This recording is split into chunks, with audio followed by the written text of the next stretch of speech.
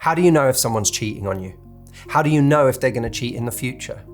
I saw a video recently of a woman who learned that her husband of 17 years had been cheating on her the entire time.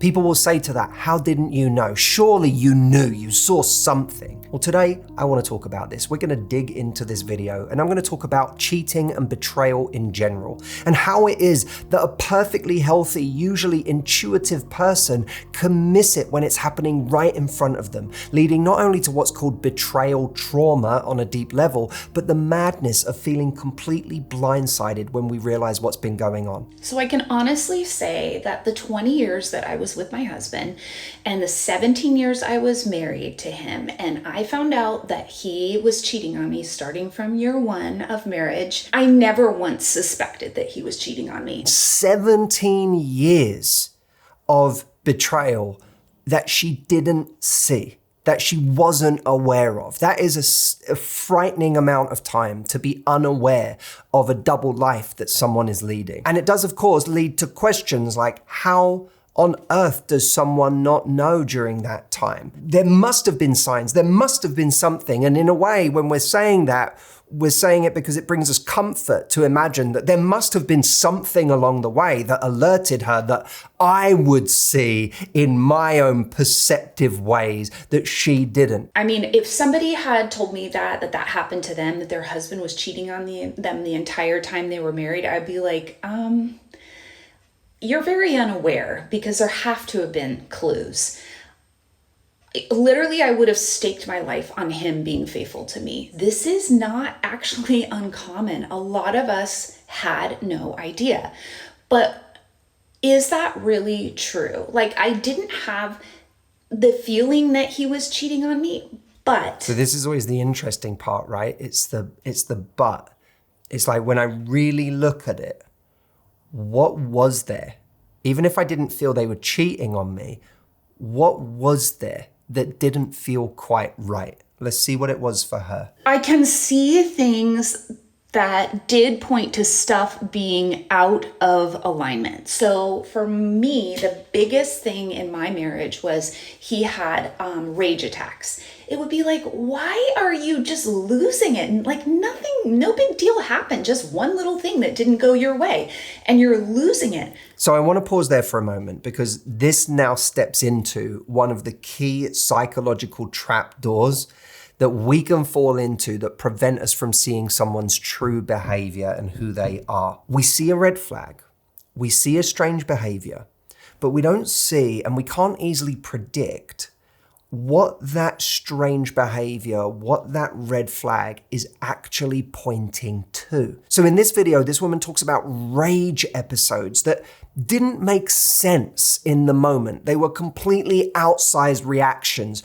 to what was going on. Let's see how she justified these rage attacks. Okay, so he is a first responder, but I knew he had issues from work. And I excused it as being like PTSD and stress from work. Okay, we have a behavior that's not good, rage attacks, and we have this justification of them. Oh, that's because this person's work has created PTSD and this is a response to that. So we find a way to make sense of it. And sometimes that person helps us make sense of it. They give us the story about why they're having, in this case, those rage attacks. The really tricky part about the psychological trap of the misdirect is that it's not always logical at all what that behavior might be pointing to. In his case, it wasn't PTSD.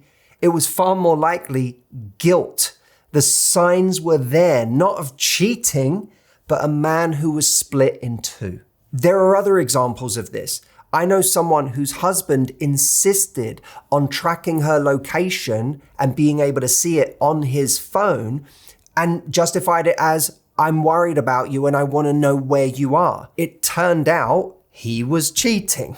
And it was very helpful for him to know where she was at any one time. But she wrote it off as, at best, this is someone who's overly worried and maybe a little controlling.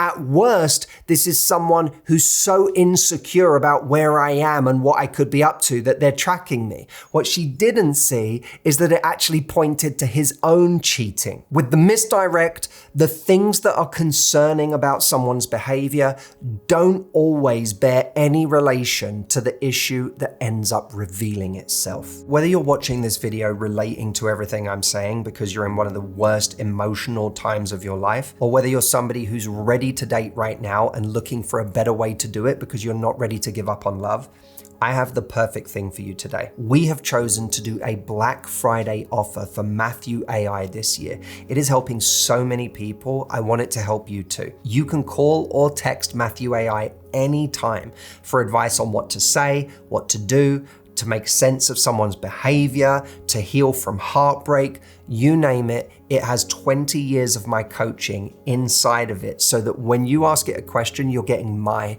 answer. And right now, because of Black Friday, we are offering it for 2 weeks completely free. That means for 14 days, you can use Matthew AI unlimited as much as you want, and you can cancel at any time if you'd like to before the trial ends. Check it out. The link is below, and I can't wait to hear how you use Matthew AI. The second psychological trapdoor is the false sense of security.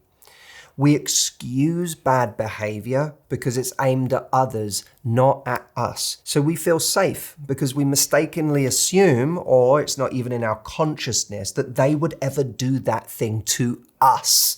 And then one day we realize they're exactly capable of doing it to us. We just hadn't been in the firing line yet. Maybe you've watched them take revenge on someone, even after the situation is over and there's nothing to be gained from it apart from the satisfaction of inflicting pain. Maybe it's the way they discarded their previous partner before us, or even the person they discarded for us. Remember, character is consistent.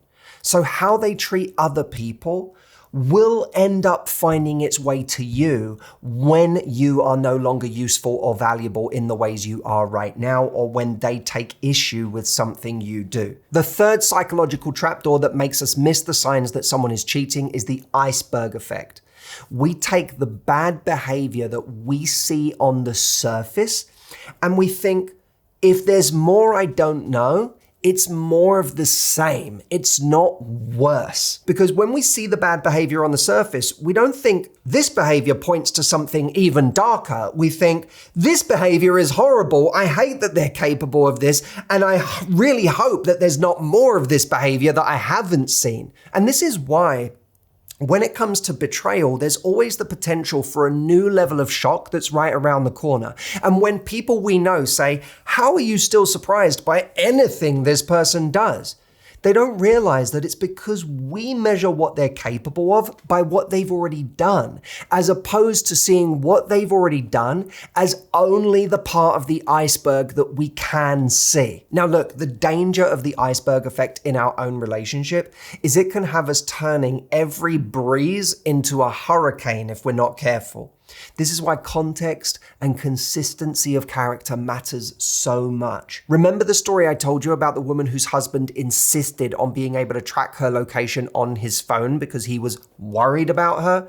What I didn't tell you in that story is that in the years prior to that, she had already caught him in lie after lie. So he had shown a pathological capacity to lie. When you start to collect all of that data, it's a lot harder to believe that this is just a man who's super overly conscious and worried about his wife's safety and that's why he wants to track her. It starts to paint a different picture. If you're seeing bad behavior or real darkness in a person, be very wary of assuming that what you're seeing is the worst they're capable of or the worst they're already doing. Number 4, the biased judge. Each of these trapdoors that we are talking about in this video opens under the weight of something we want. Love, safety, approval. And the moment that we attach our desire to somebody else's behavior, we can become unreliable narrators in our own story. When we're focused on holding on to love or approval, in our desire to maintain it, we ourselves become avoidant. When we see something we don't like, or when someone's behavior, habits, or bedroom desires change overnight, which can be signs of unfaithfulness, we don't talk about it openly. We don't have the conversation. When it comes to the bias judge trapdoor, it shouldn't be about judging the person who should have known. It's about understanding the person who couldn't afford to know. Our cognitive dissonance acts as a safety mechanism, protecting us by filtering out what would destroy our world. And that protection, the blindness, is what keeps so many people stuck for years in relationships that are built on lies. We've all been biased judges at different times in our life.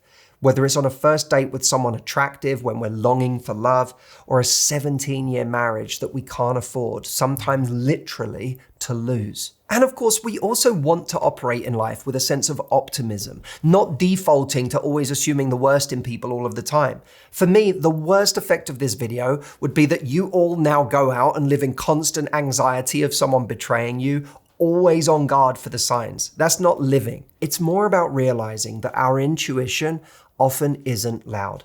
When it comes to dating, chemistry is louder. And in long-term relationships, intuition gets muted by love, shared history, and sunk cost. We can't account for someone who continuously distorts our reality through lies, gaslighting, and secrecy.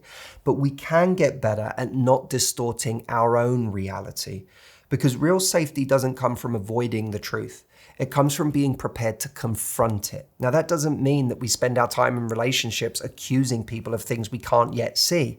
It's about creating an ongoing environment of openness and honest, uncomplicated communication. And then we see what kind of people can tolerate that environment and which ones can't. And when we find ourselves faced with someone who reacts poorly to that kind of environment, it's about learning to trust our discomfort even when it doesn't make sense yet. Thank you so much for watching this video. If you found it informative and you want to continue this healing with me, take us up on the Black Friday offer on Matthew AI. I will leave a link below.